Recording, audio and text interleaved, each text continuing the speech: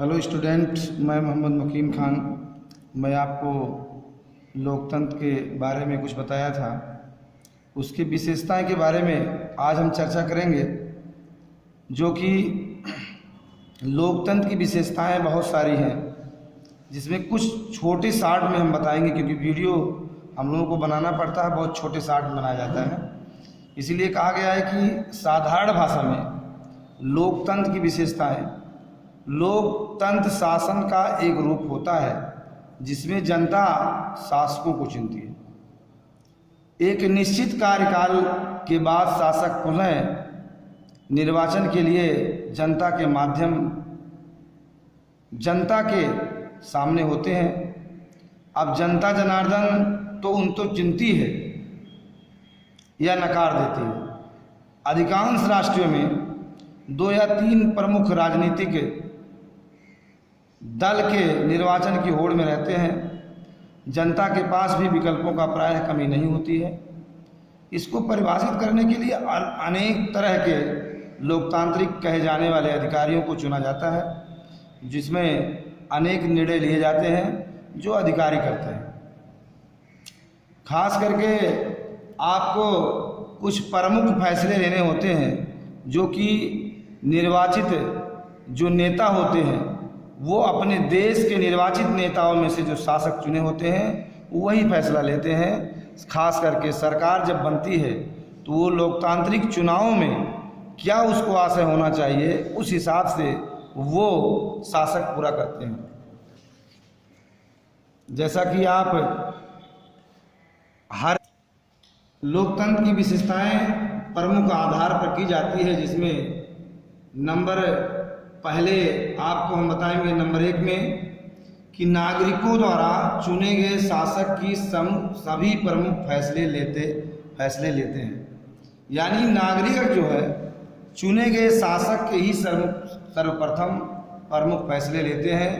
जैसे जब नागरिक अपने को एक शासक चुनता है, जिसमें कई होड़ लगे होते हैं, जो निर्वाचन अधिकारी जब उनको चुनते हैं, जनता चुनती है, तो उनको मत दे करके अपने को एक शासक बनाया जाता है।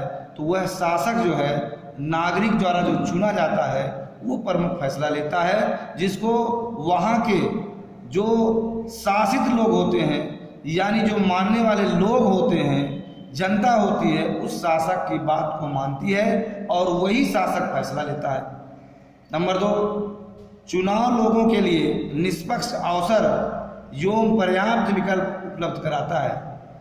यानी वह चुनाव ऐसा कराता है कि जो निर्वाचित वहाँ के निर्वाचन अधिकारी होते हैं वो फैसले लेते हैं और उनको पर्याप्त जो है उपलब्धि कराते हैं।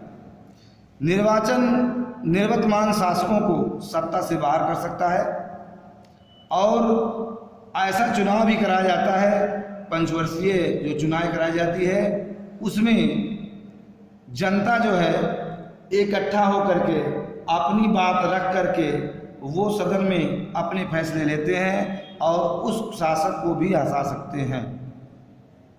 नंबर 3, सभी नागरिकों को एक विकल्प एवं अवसर समान रूप से उपलब्ध होने चाहिए।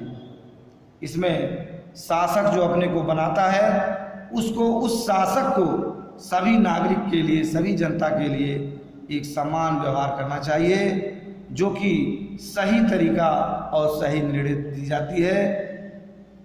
और नागरिक अपने को एक मत, अपनी बहुमूल्य वोट दे करके उस शासक के बाद उसकी विशेषता को समझता है और वो कहाँ कहाँ उसको किस देश से परत उसको लगा होती है, अपने देश के परत उसको लगा होती है। इसीलिए शासक को भी नागरिक का बात मानना चाहिए।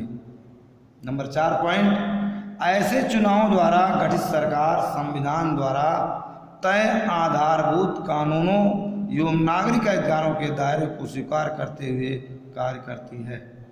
यानी जो संविधान द्वारा आधारभूत कानून होते हैं वो अधिकारों के दायरे में स्वीकार करते हुए चुनाव जब सरकार गठित हो जाती है तो उसी हिसाब से उसको लोगों को मानना चाहिए और वही संविधान में चुनाव द्वारा जो पारित हो जाता है, संविधान में उसकी बातों को नागरिकों के सामने रखना चाहिए और शासक की बात को भी मानना चाहिए।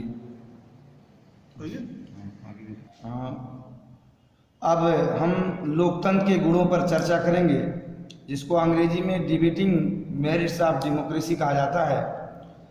इसमें एक मैडम लिंग 2 की कक्षा में एक चर्चा हुई थी, प्रारंभिक हुई थी। उन्होंने अध्याय में पढ़ाने के पश्चात छात्रों से सवाल किया कि लोकतंत्र प्रणाली की शासन एक सर्वोत्तम स्वरूप लगता है, जिसमें सभी टिप्पणियां अपनी अपनी लोग तर्क और वितर्क करके दिए थे, जिसमें हम आपको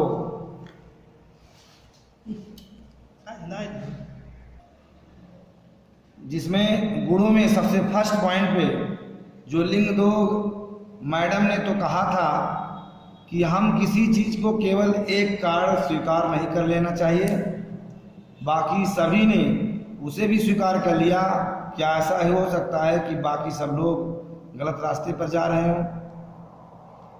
जेनी ने भी कहा है कि रास्ता लोकतंत्र से हमारे देश को क्या मिला। हमारे देश में आधी सदी में ज़्यादा समय से लोकतंत्र है, तब अब भी हमारे देश में इतनी ज़्यादा गरीबी पर्याप्त है।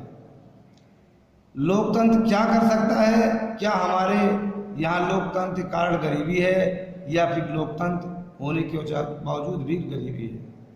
तमाम ऐसे लोग अपने को तर्क वितर्क दिए, जिसमें बहुत आश्चर्य की बात नहीं है। सब प्रथम मैडम लिंग 2 इस चर्चा को पूरी दिलचस्पी के साथ सुन रही थी और उन्होंने अपने को डिबेट किया और कहा भी कि सब जिस प्रकार मगन होकर इस चर्चा में लगे हुए थे, उसमें खुशी हुई।